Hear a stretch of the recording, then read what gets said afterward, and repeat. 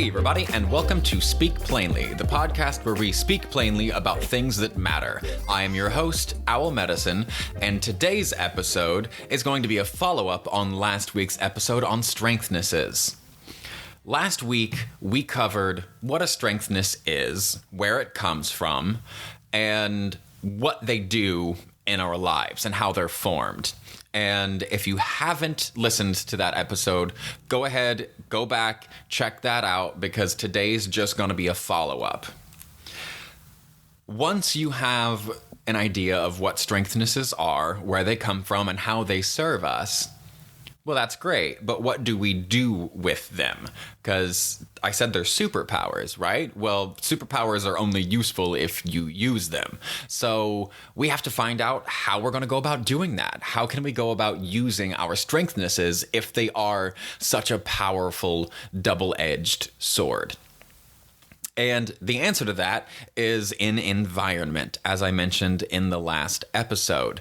Our environment is really what determines which side of the strengthness coin shows up in any situation. Is it going to be the strong side or the weak side? Is it going to be a strength or is it going to show up as a weakness? So last week I covered the origins of all of this stuff, and this week I want to dive into some specific examples. That way this isn't just some weird abstract theoretical concept that I'm throwing at you. I want to talk to you about some specific examples that I use in my life to help me adapt my strengthnesses and be the best, most awesome me that I can be in as many situations as I can tolerate being. So, let's get started. First off, I need to reiterate that not everybody has strengthnesses. Your strengthnesses are born from suffering. Strengthnesses are born from suffering. They are built by suffering, especially suffering in our early lives. And as unfortunate as it is that people do indeed suffer in their early lives and childhoods, it is a fact of life. And although nobody gets out of life alive and nobody had a perfect childhood, some of us had it worse than others. And the way that our brains and bodies decided to cope with our stressors, over time, leaning on those coping mechanisms grew extremely strong. And I've heard it described that addiction is the progressive narrowing of things that bring us joy. And I see a parallel in strengthnesses. Essentially, when bad things happen long enough and we can rely on our strengthnesses to help us get through all of that suffering long enough, we have a progressive narrowing of coping mechanisms. And our coping mechanisms exist to help us find some peace. You know, screw joy half the time. It's just to help us find some peace in troubled times. And sometimes just not being in that stress is enough of its own reward. When a strengthness is activated in any of us, some people call them triggers.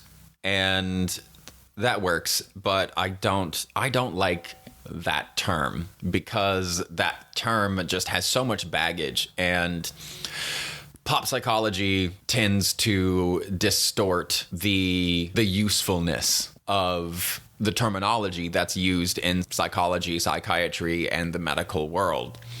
The pop psychology and the pop science articles do a good job of getting the information out to the public in a kind of synopsized, abbreviated way. But the takeaway that the public often has is usually inaccurate and incomplete. And that's why I don't really like the term triggered, because people, every time somebody's upset, they go, I'm triggered. And that's not useful. No, you aren't triggered, you're upset.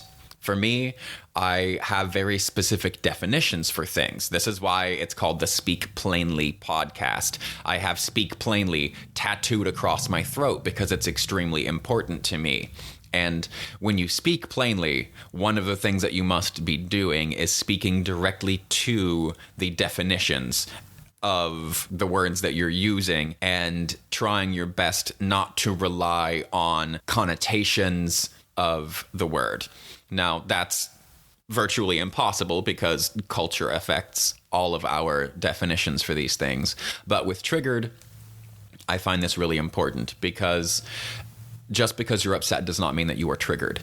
For me, I use triggered as a word to mean that that my PTSD was triggered, which means my body has been more or less removed from its current time and place and is reacting in a way that resembles a time and place that my body was under severe threat. And that's what triggered means. And we can get triggered when our strengthnesses get activated. But not just because your strengthness is activated does not mean that you are triggered. It depends on your baseline and where you're at, how much control you have over those knobs that we talked about in the last episode. All of the factors go into whether or not you are triggered or you're just upset. Certain situations will stimulate your strengthnesses in the same way that smelling amazing food will stimulate your mouth to water. It's not good or bad. It just happens due to anticipation. With the case of the food, what you're anticipating is the smelly, yummy tastiness of whatever you smelled.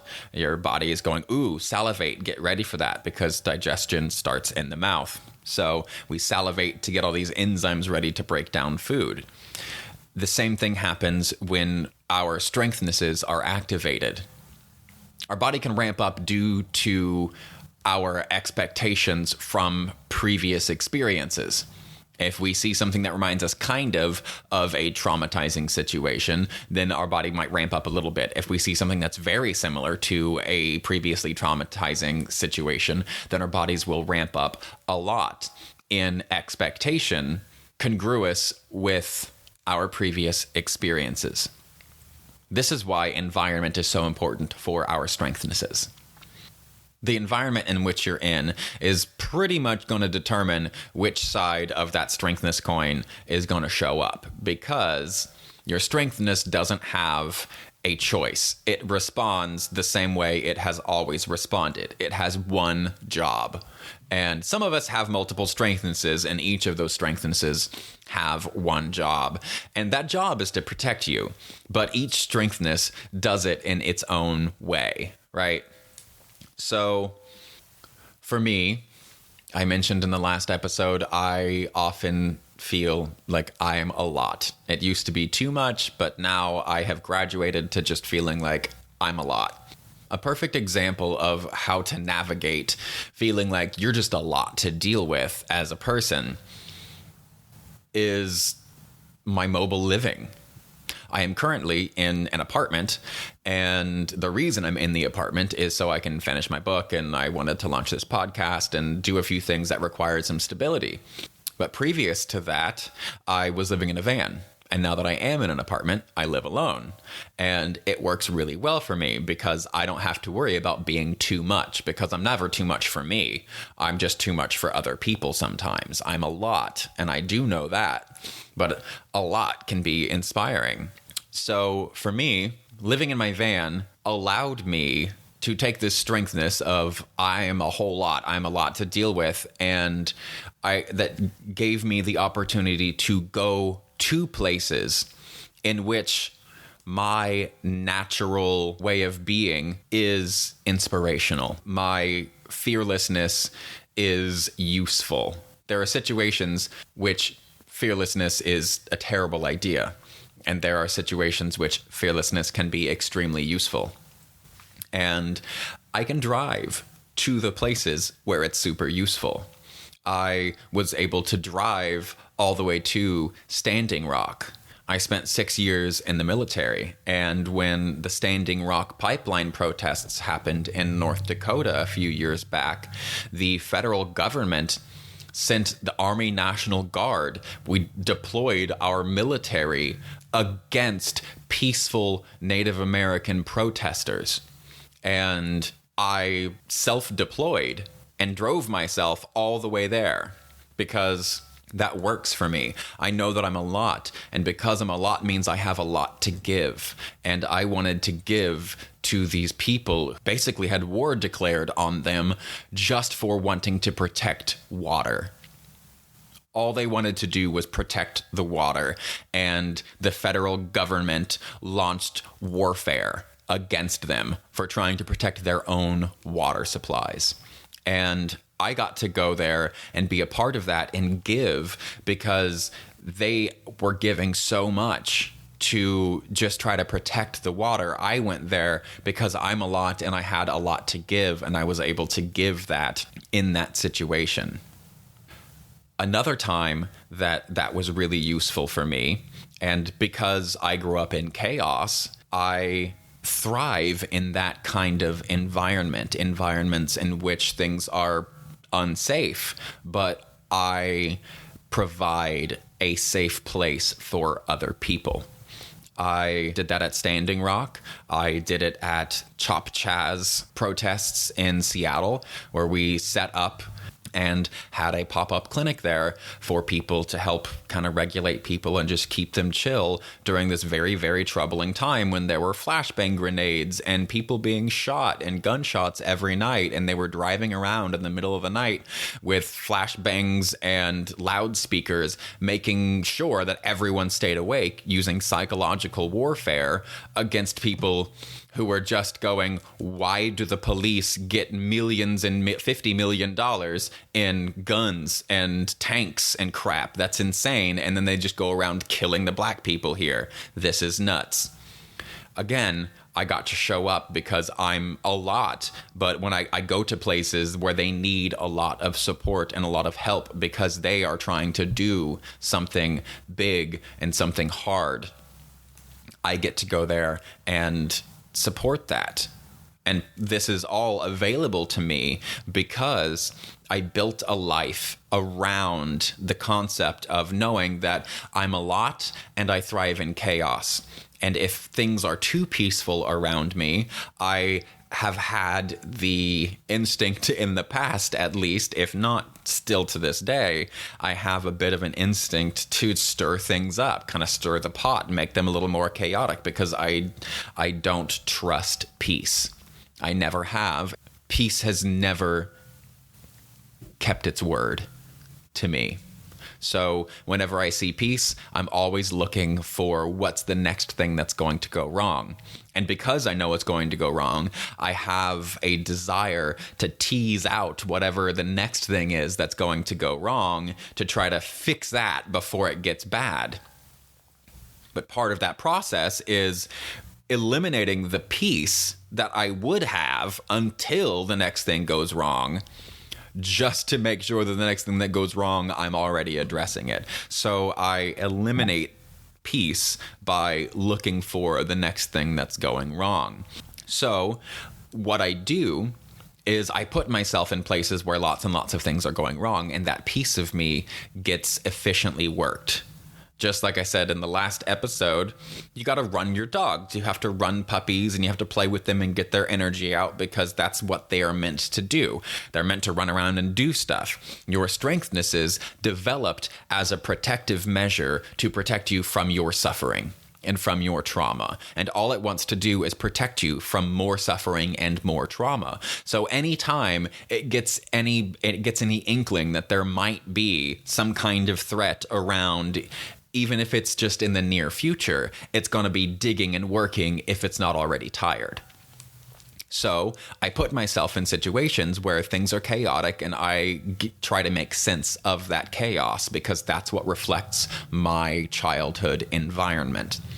And I do really well in those situations because if I do those situations, not only do I perform well, but I get to exercise my puppy. I get to work out my strengthness. My strengthness gets to go, hey, look, I'm useful. And then it gets to be quiet for a little while. And then I get to be in peaceful situations without looking for what the next thing that goes wrong is. And I don't have to worry about accidentally or subconsciously sabotaging myself. Because that's what we do. We don't sabotage ourselves on purpose. It's usually kind of behind the scenes, if not completely behind the scenes, and we don't realize that we self-sabotaged until a day, weeks, months, or years later. But I've recognized these things in myself, and I don't want to self-sabotage anymore. That's really, really dumb. And this is the single best way that I have come up with to not sabotage myself. I had to build a life fully and completely that allows me to first and foremost exercise my strengths, which is making sense out of chaos. And I do that and I protect myself by being a lot. By however big the chaos is, I can be bigger, baby. However big that problem is, I will dig deeper. The last story I want to share with you is from my time at the Mexican-American border in Tijuana. And I went down to Tijuana a couple of times, 3 or 4 times now, to help provide relief for refugees that are there waiting to come across to the States. The refugees there face a very special set of circumstances that can be extremely difficult for some of them, depending on where they come from. One of the ways that it's very complicated is most of the people in Mexico that are trying to enter the U.S. are not Mexican.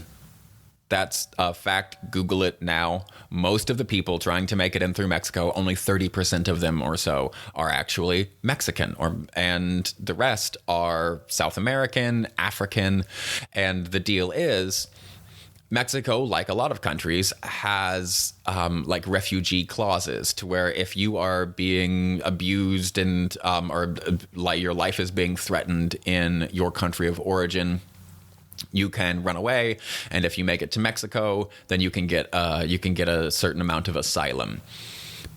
The problem is, if Mexico is not your first country of entry after you leave your country of origin, that is too dangerous for you to stay in, then they don't grant you clemency. So if you come from, say, Africa, and you have to take a series of boats and planes and trains to get from wherever you came from, like Cambodia or whatever, to get over to Mexico, then Mexico was not your first country of entry. And that means that if they run your name, they will deport you. That's the way their law is built. So they have some protections, but they're very, very minimal protections. They have no birthing protections for pregnant women, which is why when we go down there, we work with a wonderful midwife who is doing so much amazing work. But one of the groups that we worked on was a group from Africa that were living in a squat, essentially, in Tijuana. And the reason they were living in a squat and we went to their squat for a treatment session, is because they can't really walk around in Tijuana. Because if they were to walk around and they got their IDs ran by the not great Tijuana Police Department, they would be kicked out of the country and they would be sent back to wherever they came from that they fled to begin with. So they couldn't even come to us, and us being Acupuncturists Without Borders, they couldn't come to us. We had to go to them because it was unsafe for them to even leave their squat. So we went to the squat and started talking to some folks and got folks to sit down and started throwing in the NADA protocol, and we're having a good time. And this guy comes up and he starts asking a bunch of very, very specific questions. And it was really cool because he wanted to know how acupuncture worked, and he wanted to know about mechanisms of action. And I talked to him a little bit about that. And then he wanted to know about dosage. And he hadn't gotten treated at this point yet. He wanted to know all these things first. The first thing he asked about was where is our like legal medical paperwork? And that was our first clue to like, this guy is not like your average refugee in Tijuana.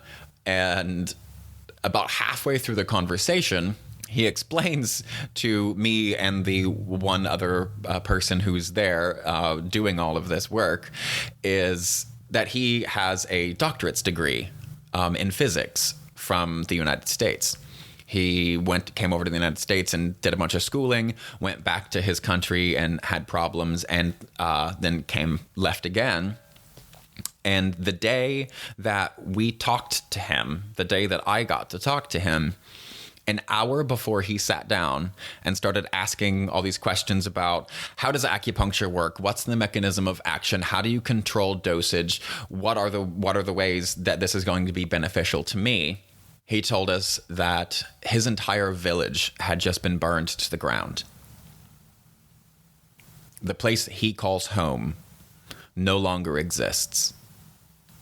As far as he knows, everyone there is dead. Everyone he's ever known and loved who didn't already flee is gone.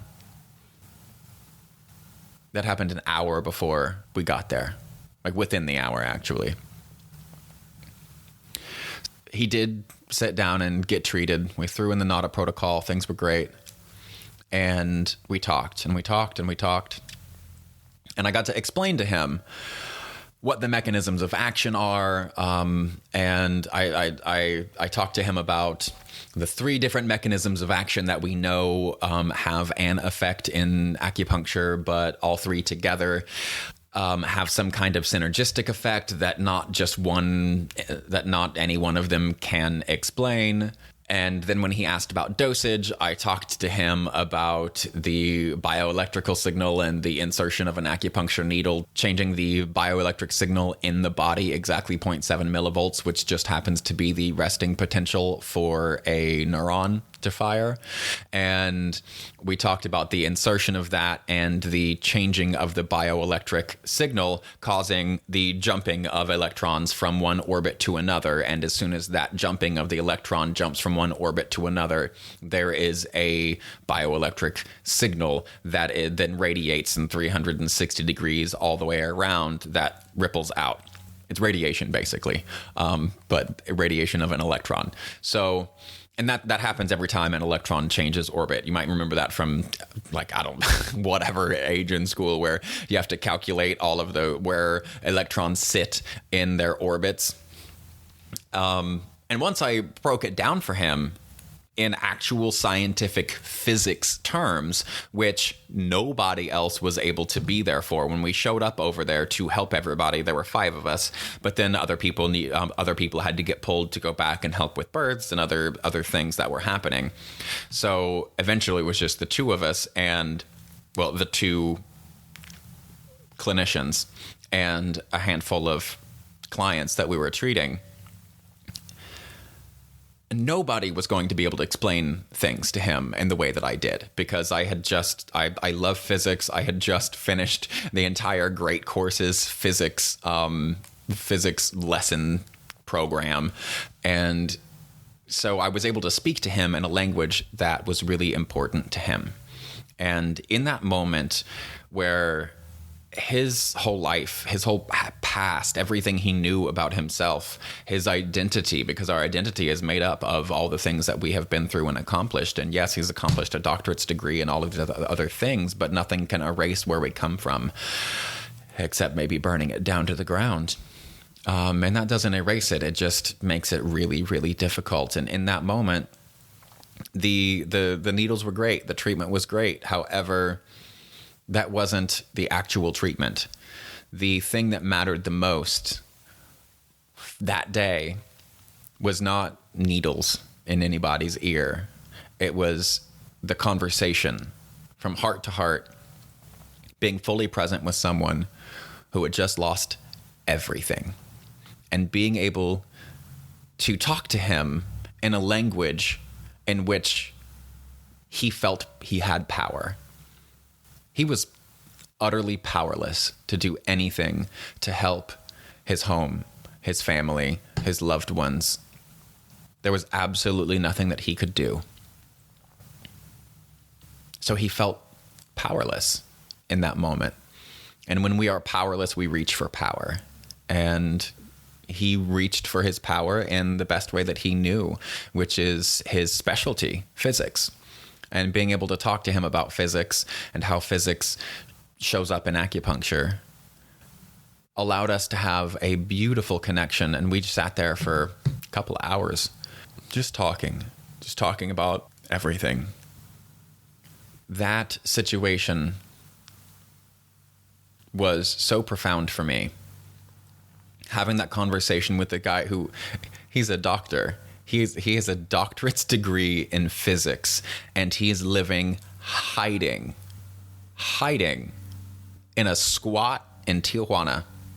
Had I not accepted that I am a lot and that that's actually a gift, I never would have had the guts or the freedom to choose going down and putting myself in that situation to where I could meet this amazing person and have amazing conversations. It took me hours to calm down. I was so thrilled to be able to talk about acupuncture in this way because I've never been able to talk about it in a purely physics way with anybody else before. So that was really profound for me, and I got very excited about that, and also very involved because this story is just crazy. And had I not built these environmental prosthetics, and that's what I call the making adjustments to your environment, had I not created this environmental prosthetic of living in my van, I would not have been able to do that. Because after that, I went back, the day was pretty much over, and everybody was going to hang out and do stuff together, but I couldn't. I couldn't because everything I had was gone. I felt so enriched and enlivened by that experience that when the stress and the excitement all faded, I found myself utterly exhausted. And there was nothing else I could really do. And that's also why I went back to my van. Because not only does it keep me from being too much, but when I get to give fully and completely of myself, no matter where I'm at, I always have a place that I can retire to where I'm safe, where I get to be in my space, where everybody has to just leave me alone. I can ignore everything, turn on some music, dance, meditate, whatever. It doesn't matter. It's my space where I get to be and feel safe. And I drive around with that. And that's my greatest environmental prosthetic because it allows me to work my strengthness out, to go to places where chaos reigns and make sense of that chaos and help people along the way, which makes me feel really good about myself, utilizes my strengths, exercises that strengthness puppy, and prevents me from self-sabotaging when things are too good. So there you go. There is the follow-up to the Strengthnesses episode. This is the episode on environmental prosthetics. I wanted to just give you a few examples of how I have built my life to play to my own strengths and to pad my weaknesses, to give them space and honor them. Everything has a cost, and being so fully present and so fully turned on and engaged with the world consumes a lot from me. So I have to have a lot of alone time and a lot of downtime that I'm not great at asking for because I prefer being around other people. I'm other certain people, right? But I like being around people. I like socializing. It gives me energy, but it does not allow me to recuperate from my output, which is why I have the van, because there I get to go hide. And worst comes to worst, I just drive to the woods, which I still do all the time, even though I live in a apartment now. I take my van and I drive to the woods to somewhere where there's no signal and nobody can get a hold of me. I'll warn a few of my friends that are concerned and be like, hey, I'm going to be out of signal for a few days. And I drive out and I get to totally de-stress. And I get to do it when there are no eyes watching. I have often felt that there was no safe place for me, which is why the van works so well, because I have blackout curtains. So, yeah, build your environment around your strengthnesses. That's called environmental prosthetics. Once you figure out what your environmental prosthetics might be, experiment with them. Figure out what those skills are, what your strengthnesses are. Listen to the last episode if you haven't already. I bet you already know what your superpower is, and I bet you can already tell what the weakness is that is also paired with that superpower. The only thing left is to figure out how you can exercise your superpower and hopefully do that often enough that the weakness side of your strengthness doesn't come through in inappropriate places and start stirring trouble where trouble don't belong. If you've made it this far in the episode, thank you so much for listening. Remember, stay blessed and stay uncomfortable.